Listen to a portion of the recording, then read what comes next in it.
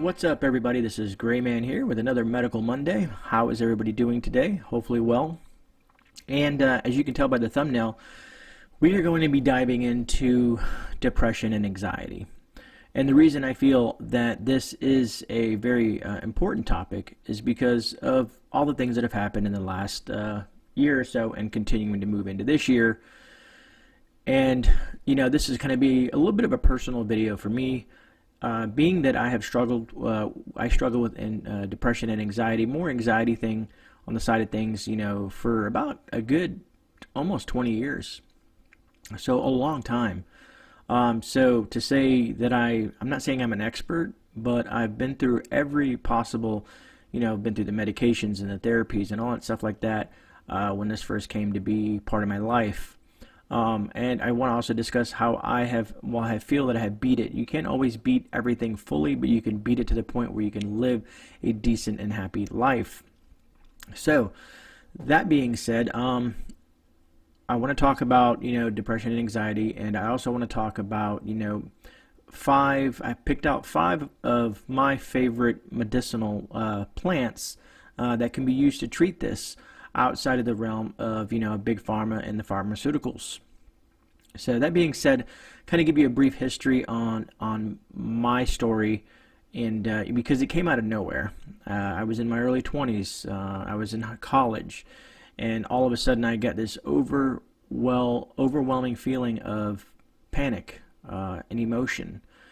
And basically it got really, really, really bad. At first I just thought I was, you know, something out of the blue. It just happened, and then it started becoming more frequent and more frequent until the point where it affected my life. So far to the point where I was put on disability for a few years because I would not leave my home. That's how bad it got. And look where I'm at today. You know, I'm in front of a camera. I go out in public. I do hikes. I do all kinds of stuff. And I just want to say that because I want to show you that if you are struggling with things like this, there is light at the end of the tunnel. I've dealt with things after the fact that have affected my life traumatically. Being the loss of my mother, which was very, you know, troublesome. I was at work when I got the phone call. I thought they was just kidding with me, but then I learned that they were not. It was very hard. But she's in a better place, and I've learned to cope with her passing. So that being said, you know, depression, anxiety can come from a lot of different places. You know, being what you watch on TV or watch on the news can set you into a whirlwind of depression. For children, you know, who see their parents argue, things like that can really affect them. You know, they're going through some sort of financial breakdown or whatever. You know, people have lost their jobs during the health crisis. People have, you know, they just feel that they're going insane with everything hitting them at once. You know, they see stuff in the media. Like I said, you know, they see all different kinds of things that scare them. You know, specifically, you know, what's going on in today's society. And it just seems to be getting worse and worse and worse. And depression is a real thing. Some people do not think it as a real thing. They think it's all mental. And yes, you can consider it a mental disease, also like with anxiety and panic disorders and whatnot. But to be honest with you, until it happens to you, until you go through it, you'll see how real it is versus just something that's all in your head. So, like I said, I cope with it in many different ways in the way I've learned to cope with stuff. Now, outside of pharmaceuticals and stuff like that, you know, I've also added some other things in my life. I've changed the way I consume foods. You know, there's a lot of foods that people are so adapt to eating fast foods, so adapt to you know, staying in their home and staring at a screen, you know, because they're on lockdowns. So many things that can actually make it worse for you. As a person who's struggling with these kind of ailments. And just, you know, my heart goes out to anybody out there who is going through this right now. And I also wanted to say, you know, I have an email. Please email me at any time if you have questions, you know, in regards to it. Because like I said, I dealt with it for over 20 years, and I'm in a better place. You know, simple things that you can do also, before we dive into the actual, meat of the video and the medicinal plants is, sunshine. Going out in the sun it's been proven time and time again. Going out in the sun, getting some sun, that vitamin D that the sun rays give you, that hit your skin. And what I mean by that is if you go out there, some people they cover themselves so much because they're worried about exposure and all the other things that that you can happen with the sun. Like, let's say skin cancer and whatnot. Do your research and look, what type of skin that you have and how much exposure is enough exposure to get the most benefit from the sun. Also, like I said, Homestead also put up a thing the other day about being in the gardening and how it brings happiness and stuff like that. And the reason it does that is because of what's in the soil. What's in the soil that you breathe in, these I say micronutrients or whatnot, but they're good for your body, they're good for your soul. So working out in the garden and getting sun, getting out and going for a walk, that fresh air, even moderate exercise. I know some of you folks may not be able to exercise, maybe you have some sort of disability that you can't, but there's small things that you can do to help with that. Some people who are, let's say, like I said, trying to think of, if you're extremely heavy set, you know what I mean, you're concerned because you're depressed just because of that in general, that you can't get up and get out and move. And if you happen to have a pool or a gym that you can go to that has a pool, it's very therapeutic. And that's what I like about the ocean here in Florida. It's extremely therapeutic. The sounds of the ocean, the salt air and the sun and all that stuff. So I've learned to use my surroundings. I've learned to use my environment. And also to make adjustments in the food that I consume. I call it clean eating, the types of food that I eat, because there's all types of foods that can benefit your brain more than you think. So people eat lots of junk food and lots of fast food that are filled with crap. And that's why a lot of folks, you didn't see as much depression and anxiety and stuff like that in the past when it comes to these ailments, is because people ate differently then. They didn't have access to a McDonald's or a Burger King at every single corner that you go to that are filling you full of processed meats and processed foods, things that have all kinds of stuff in it. I mean, I don't even know how you even really call it food at this point. And I know you're probably thinking, Gray, what does this have to do with Medical Monday? It has a lot to do with it. It has to do with your well-being, your body, which is your temple, your head, which is your mental preparedness aspect.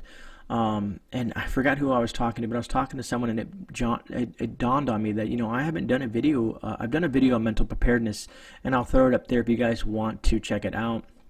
But that being said, it's something that can affect you now. It's something that can affect you in the future. And just imagine in a shift situation, how hard that can hit you. It'd be like a ton of bricks or a freight train, hitting you head on. So better to prepare now, mentally and physically, and try to beat some of these things now. And if you can't, because let's say medications aren't available. Traditional medications may not be available, or you have a stockpile. Let's say you have a year. What happens if things don't get good past that year, or 6 months, or whatever it may be? So you have to think outside the box as a prepper, a survivalist, someone who wants to be prepared, wherever you fall in that genre of things. So just, and I don't want to go too deep into my personal life, but, I just wanted to give you a brief idea of things that I've done, and that I have dealt with it myself, and I've, to me, in my heart, that I've beat it. So that being said, let's go ahead and dive into some of the things, or the plants that I think that might be helpful to you. These plants have been helpful to me. Another reason why I have gotten into, the medicinal and edible plants things. Now, what I'm about to show you, and I know I've showed you 100 times on live streams and possibly other videos, but the reason I'm showing you this over and over again is because it is extremely important. I bring these books up all the time, and I know maybe you're getting tired of looking at them, but there's a reason why I bring them up, and I'm going to let my camera focus on these books. And there's more than just those books. There's others, but this will point you in the right direction. And again, I'm going to put a link down in the description to these books. Excuse me, because people think to themselves, sometimes they don't ponder that you know, they think, oh, I'll just, go to a computer and look this stuff up. I will go to my phone and look this stuff up. Even if, say, I'm going to go to the library and read some about it, you need to have these type of material on your persons or in your home to study. You want a hard copy. The digital verse may disappear one day. I'm not saying that that's what's going to happen, but I'm saying it's a possibility with a grid down situation or any other situation that's life altering when it comes to our normal living situation. Anyways, enough of that, and let's go ahead and go into the 5 plants that I feel that will help you, possibly slowly transition through, the medications that you may be on, and if the medications aren't available. Now, I pulled up this thing that I wanted to kind of read because I like to tell everybody before I dive into these plants, I am not a medical professional. I do have a medical background, but I'm not licensed to, to treat people and stuff like that. These things are things that have helped me, and it's my opinion and my opinion only. And I know I should have probably stated that in the beginning, but I'm getting it out now because of what I'm about to read. I took a little blurb of something that I thought was important and relevant, and I want to put on the channel and share, just so that you guys know that I do care about what I'm putting out there for folks to digest via YouTube. So it states many herbs can interact with over-the-counter and prescription medications. Some increase or reduce the effects of certain drugs, potentially causing serious health effects. People taking any kind of medication should consult their doctor or pharmacist before beginning any herbal supplements. They should be aware that herbal remedies can take longer to start working than prescription medications. If a person needs more advice about any herbal product, they should consult a qualified herbalist about the brand, strength, and quantity that they should consume. I found that to be very important because I'm looking to find a herbalist near me, an actual licensed or trained or whatever herbalist, because I want to get a point of view of certain things. And I'm hoping I've been perusing YouTube to try to find this information as well, if I can find someone and bring them on the channel to share. I know Mark is very well versed in this stuff like that, and of course you guys know we're going to be doing a 4-part series on stuff. Anyways, I don't want to keep on rambling on because I don't want this video to go too long. I want to engage you guys and hopefully keep you reading or listening to me in regards to what I'm going into. All right, so the number one plant, and I'm going to pull up a plant here and I'll throw it up on the screen while I'm talking about it really quick, is that the first one is going to be ashwagandha. So ashwagandha, and I'm pretty sure I'm saying that correctly. Me and some of the vocabulary. It's known to to reduce the stress hormone called cortisol. If you guys know cortisol, which you get in your belly fat, cortisol is a monster. And if you guys look into cortisol in general, it's shocking. But this plant is known to reduce that stress hormone. And the more stress you're under, the more cortisol you produce. And that leads to, like I said, negative things. And ashwagandha, can be usually consumed in a tablet or a liquid tincture.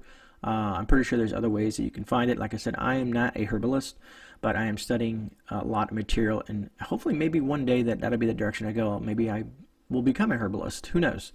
Who knows? We'll see where it goes, to be honest with you. But ashwagandha is one of the plants, and I find it very intriguing, and I've used it myself because cortisol, like I said, leads to belly fat, and the more belly fat you have, it leads to more health issues down the road. So I found it intriguing that it reduces that stress hormone. All right, so the next plant that we're going to discuss, and some of these plants you guys may be very familiar with, and this may just be a refresher course. If not, if you're new to the channel, hopefully you'll get some information that may help you, especially if you're dealing with ailments like this, and give you an alternative to, like I said, the pharmaceuticals, or maybe something down the road that you can stockpile or grow or something, with it, because you can buy some of these herbal remedies at your shops, like your herbal shops and your nutrition stores and whatnot. Anyways, the next one is chamomile, and I know a lot of people know about chamomile tea and stuff like that, but I've learned when it comes to chamomile, there's 2 main types of chamomile. There's a Roman chamomile and a German chamomile. Those are the ones that you want to focus on. Chamomile is known to relieve stress, anxiety, and stuff, and so when you relieve stress and anxiety, it helps relieve depression, because people usually, if they're very anxious, if they're very stressed out, that's what leads to that depression, because they get into this rut. So chamomile, like I said, can be used in teas. It can be used in what do I have here? Extracts, tablets, skin creams, balms. Just so many uses with the chamomile plant. That I thought it was very intriguing, and my wife is the one that actually turned me on to chamomile. Having a cup of chamomile tea before bed is very relaxing and very soothing, and has helped me sleep a lot better. So that being said, that's another good thing. And so when it comes to chamomile, like I stated, you have to be careful with it, because it can be when you're taking chamomile, it can interact with things like, I think it's werfin. I don't know. It can interact with blood thinners. If you're on blood thinners, consult your doctor in regards before taking chamomile. And there's different dosing in chamomile. And I'm not going to go through all the dosing, but this is just, like I said, just touching on some plants that I think that might be helpful in a shift or a survival situation, and things you might want to learn now and learn. And yeah, I think I repeated myself.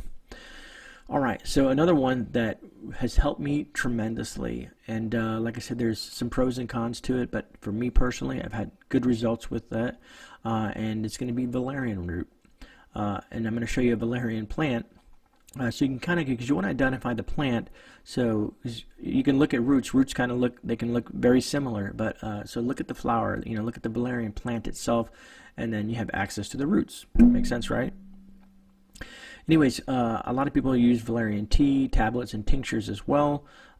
Valerian helps with sleep problems, anxiety, and depression. And like I said, you're going to see this redundancy here with the anxiety and depression, because these are all things that can assist you with that. My daughter, I give her valerian capsules. It's a low dose, but it's helped her to quiet her mind and to help her sleep. It's better than giving her some sort of over-the-counter medication like Benadryl. People give kids Benadryl or some sort of sleep agent. I feel like using natural remedies is just a lot healthier and easier to break away from.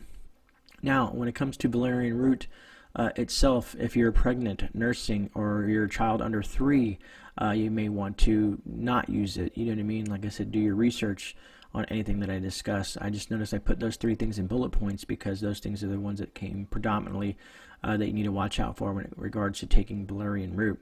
So again, that's pregnant women, nursing mothers, and children under 3 years of age. Now this next one here is a beautiful plant, or a beautiful flower in general. So it makes it very intriguing to grow in your gardens or in your backyard and have it part of let's say your general landscaping or whatnot. It is the passion flower. Very beautiful, and as you can see on the screen, this plant is very, very gorgeous. At least I find nature to be beautiful, and I'm finding myself to become more one with nature. I love being out there. I love looking at the skies, hearing the birds and the animals, seeing the water and the reflections, all that stuff like that. It's just very, very soothing for me as a person. And I know this is a little softer side of gray, but I want you guys to know that I am a man with a big heart, and I do love nature, and that's why I wish my goal is to get back into nature versus being in let's say a suburban environment. I want to wake up every day and drink my coffee on the porch and look up around the field and see, butterflies and birds and animals, walking through the field. I think that's absolutely stunning and absolutely beautiful and good for the mind. So, now that I rambled all enough about the passion flower again helps with restlessness, nervousness, and anxiety. And here's the research that I've come across. A lot of you guys may be familiar with benzodiazepines. If you're not familiar with that, they call them benzos. It's stuff like Xanax and Valium and Klonopins and Ativan and stuff like that. Those type of medications. And it's the research I found is that the passion flower used appropriately can be used. It's very comparable to those pharmaceuticals, which is shocking. Because the benzos can be very, very, very addicting. Some of you folks who are old enough who have dealt with the pill epidemic years back, people were abusing those type of medications on a consistent basis. They were popping them like candy, and like in a Pez dispenser. Very disturbing, and your body becomes chemically dependent on that stuff. Not a good thing, and which can lead to a lot of other bad stuff. And then trying to quit those drugs can be very, very, since they're habit forming, they're very hard to get off, and you can have a lot of side effects and kind of send you back into an anxious or depressive state. So the passion flower, very, very excellent plant. look into it. It can be very beneficial to you. And like I said, it's a beautiful plant to have on your property to grow, either in your garden or in your yard in general. And passiflora can be used as a tincture or a tablet as well. People always ask me when I say tablet, like, well, how do you make it into a tablet? You know, I mean, there's ways. Like I said, stuff like these books that I read, you know, like Backyard Medicine. There's books that can teach you on how to compress these things and make them into, you know, teas and tinctures and tablets and stuff like that. So, just wanted to share that. You know, I'm very passionate about the passion flower. All right, now this one, everybody should know this, of course, and I use it as a aromatherapy in my home, and I try to use it in its most natural state as possible in regards to the oils and stuff that I use, because you don't want to be breathing in a bunch of chemicals.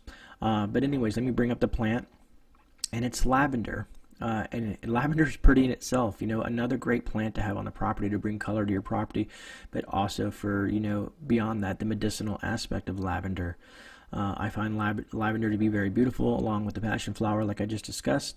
You know, lavender can be used to be, you know, for calming the nerves, to alleviate anxiety, and people use them, I said, in teas, aromatherapy, massage oils, and all kinds of stuff like that.